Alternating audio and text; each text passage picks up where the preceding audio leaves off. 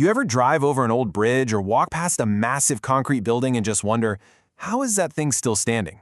Well, today, we're going to pull back the curtain on the science of concrete retrofitting. It's some serious engineering magic that's making our old structures not just okay, but stronger than they've ever been.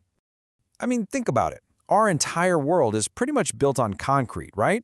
From those huge skyscrapers downtown to the bridges you cross on your daily commute. But here's the thing. A lot of that stuff was designed decades ago. So what happens when it starts showing its age? Or what if it needs to handle stresses, like more traffic or even earthquakes, that the original builders never even dreamed of? So the obvious answer seems to be, hey, just tear it all down and build a new one. Easy, right? Well, not so fast. When we're talking about our most critical infrastructure, that's just not an option. Can you imagine the cost? The sheer chaos and disruption? It would be absolutely immense. All right, so if replacing everything is off the table, what's the alternative? We upgrade, we don't demolish. And that simple idea is the absolute core of this powerful field we call concrete retrofitting. So, what exactly is retrofitting? Let's be really clear here. This isn't just about patching up a few cracks. It's not a simple repair job. It's about fundamentally enhancing a structure's capacity, making it way stronger than its original design. It's a serious upgrade to meet brand new demands. Okay, here's a great way to think about it. A repair, that's like stitching up a hole in your favorite shirt. You're fixing one specific existing problem. But retrofitting? That's a whole different ballgame. That's like weaving bulletproof fibers into the entire shirt to make it stronger and more resilient than it ever was in the first place. Now, for decades, the way engineers thought about strengthening concrete was, pretty straightforward. It all followed a very simple, very intuitive logic. And that logic was, well, it was simple.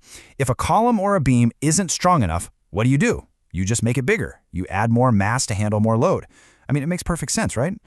So the most common old-school technique is something called section enlargement, and it's exactly what it sounds like. You literally build a brand new jacket made of steel rebar and fresh concrete right around the existing column. This makes the whole thing thicker, beefing up its cross-sectional area and letting it handle way more weight. And it wasn't just jacketing. Engineers had a few other steel-heavy tricks up their sleeves. For instance, they'd bolt these huge steel plates onto the outside of a beam. Or they'd use a technique called external post-tensioning, where they'd run these massive steel cables or tendons to literally squeeze the concrete and give it a boost in strength. But that classic bigger is better approach, it has its limits. A pretty big one, actually. It adds a ton of weight, and the construction process can be incredibly disruptive. And this is where modern materials science has just completely changed the game. This whole situation led engineers to ask a really revolutionary question, a total what-if moment. What if you could add an incredible amount of strength without adding all that incredible weight? What if you could get the power of steel, but without all the bulk? And the answer to that question, it lies in something called composite materials. Now, a composite is just a fancy word for combining two or more different materials that, when you put them together, create something way better than the individual parts. And get this, reinforced concrete itself is a composite. You've got steel, which is awesome at handling pulling forces, that's tension, and concrete, which is a beast at handling squeezing forces, or compression. You put them together, and bam, you've got a superstar team. Okay, so the new superstar team for modern retrofitting is a class of materials called fiber-reinforced polymers, or as everyone in the biz calls them, FRPs.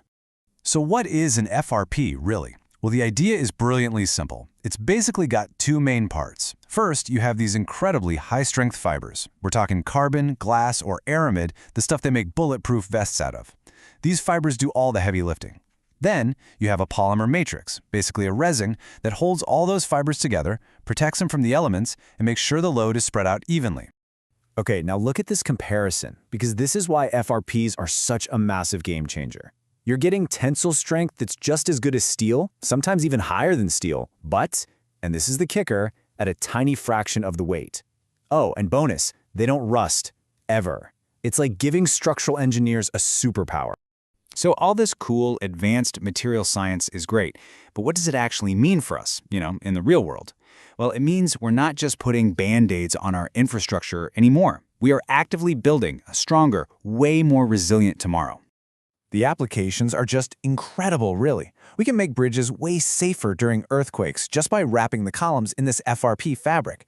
We can take old, forgotten warehouses and turn them into amazing apartment buildings just by strengthening the existing structure. This tech lets our cities adapt and grow without having to tear everything down and start from scratch every time. When you boil it all down, it comes to this. The goal here isn't just to fix what's old and broken. The goal is to make it stronger than it ever was before. Retrofitting is all about taking a proactive step into the future, not just slapping a patch on the past. And that really leaves us with a fascinating question to chew on, doesn't it?